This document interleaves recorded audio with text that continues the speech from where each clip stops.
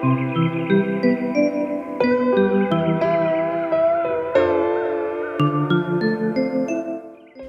recently I bought a 24-70 2.8 from Sigma, and even if this is just a tool, I like to take good care of my gear. And ever since I bought it, I was thinking to buy something to protect my rubber rings. And of course I haven't found anything, but then I remembered that at home I have this Velcro tape that can be useful. So this is my DIY solution for protecting the rubber rings on a zoom lens if you know that you're gonna use that lens a lot and maybe you want to like sell it in the future. Now, this is not going to be the subject of today's video. The subject of today's video is going to be freelancing, like pros and cons. And just to make this a little bit more interesting, I'm gonna start with the cons. So first things first, you need to know how to sell yourself, or you need to know how to sell your skill set. Because if you don't know how to sell your skill set, or you don't know how to sell yourself, then you're gonna be broke, or you're not gonna make a lot of money. And if you're gonna make some money, you're not gonna make enough money for the skill set that you have, if that makes sense. So first things first, you need to know how to sell yourself. Okay, so number two, if you just started out right now, or if you just started out like 6 months ago as a freelancer, in the beginning it's going to be pretty hard to make money if you don't have a client database. So in the beginning you need to create the client database, then have the gigs, then have the money. And if you don't have that client database, it's gonna take a while to create this client database depending on what you want to do.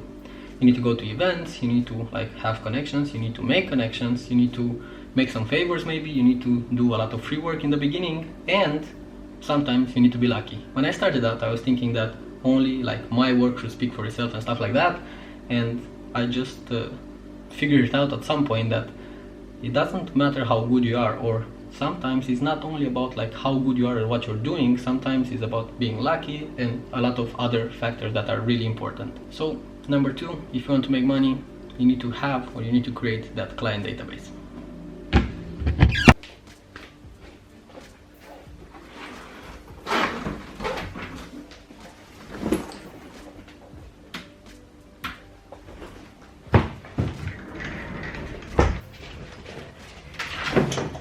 Okay, now the next two things when it comes to freelancing are: one, you never know how much money you're gonna have at the end of the month in your bank account, so you never have like a steady income per month.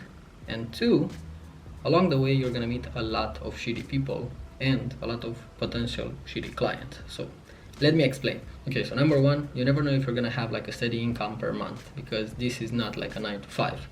But a 9 to 5, you know that whatever happens at the end of the month, you're gonna have like X amount of money in your bank account. When you're a freelancer, you never know if you're gonna have enough to like pay your rent, or if you're gonna pay your subscriptions and stuff like that. If you're like a very successful freelancer, then yeah, you're gonna have maybe even more money that you're gonna make at a 9 to 5.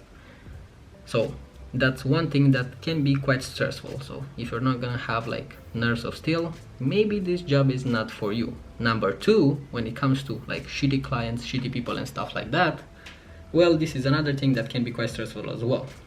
Sometimes you can like meet people that are very nice, maybe clients, maybe potential clients. They're gonna be very nice and you're gonna have like a really nice vibe with them.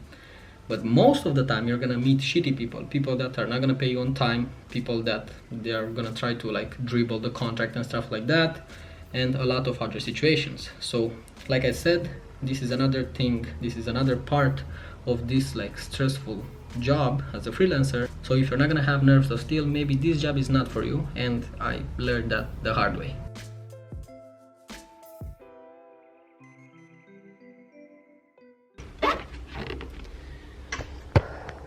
Okay, enough with the cons. Let's talk about the advantages a little bit. First things first, you can make so much more money that you would make at a 9 to 5. Only if you have that client database that I was talking about earlier, and if you're not like the CEO of Apple or something like that. So a lot of money if you have that client database. Second, you're your own boss. You can make your own schedule. Nobody's gonna be like, okay, you are late 5 minutes after 9, and maybe this one is a little bit mean, but I'm not sorry.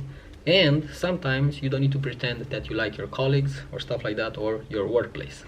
So that's one of the things that I really like about being a freelancer. I don't know about you, but me at this point in my career and in my life, I'm always like somehow in between. Sometimes I'm thinking that it's better to like have a 9 to 5 and start to like work your way up and stuff like that, and have like that financial like security at the end of the month.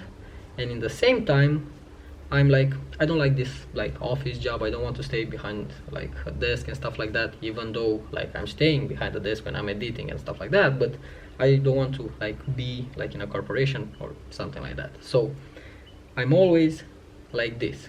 Unfortunately for me right now, I don't have the financial power to like jump the train straight away and do this like 100% of the time, but at some point I know, because I can see it and I'm visualizing it, I know that at some point I'm going to be able financially to do this, and I'm not going to be like stressed about the bills of the next month and what I'm going to do the next month and stuff like that.